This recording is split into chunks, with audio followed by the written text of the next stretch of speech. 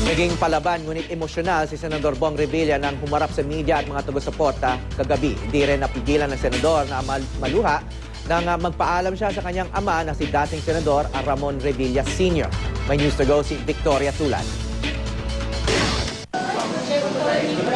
Hanggang hating gabi, nanatiling gising ang ilang taga-suporta ni Senador Bong Revilla Jr. May bit-bit pa silang poster na nagpapakita ng pagmamahal at suporta kay Revilla.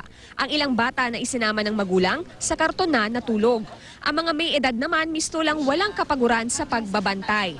Masama raw ang kanilang loob dahil tiyak nilang ginigipit lang ang senador. Wala silang alam, hindi nila alam kung ano ang pagkatao ng aming senador. Kaya dito masasabi namin talaga na ang aming suporta para sa aming senador dahil alam namin na hindi siya gumagawa ng hindi tama para sa bayan. Para sa akin, iyon ang ginagawa nila dahil hindi siya kakampi ni Presidente, hindi ba? Maaring gusto siyang ipakulong para maalis siya. Hanggang 1:00 ng madaling araw, tila hindi pa rin makatulog si Senador Bong Revilla na abala sa pakikipag-usap sa telepono. Ang kanyang misis na si Cavite Representative Lani Mercado naman, kinamusta pa ang mga taga-suporta. Dumagsa ang mga taga-suporta ni Revilla nang maglabas ng resolusyon ang Sandigan Bayan para iutos ang pag-issue ng warrant of arrest laban sa senador. May nakita raw kasi itong probable cause o sapat na basihan para ipaaresto ang senador. Makalipas ang ilang oras, lumabas ng bahay at nagsalita sa media si Revilla na bagamat tila palaban ay emosyonal. Utang ko po sa inyo kung ano man po ang aking narating ngayon. Maging sa larangan ng public service, maging sa larangan ng pag-aartista. Mr. President, handa po akong magpakulong kahit saan nyo ko ikulong.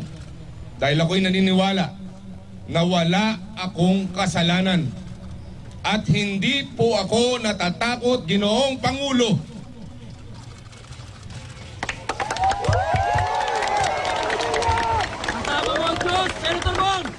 Ang Malacanang naman nirerespeto raw ang pahayag ni Revilla.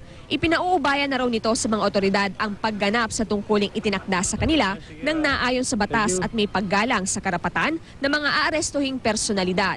Bandang 10:00 kagabi, tumungo si Senador Revilla sa kanyang amang si dating Senador Ramon Revilla Sr. Naluha si Revilla habang kausap ang ama. Nagyakapan ang dalawa. Love you, Day. I love you too. I love you too.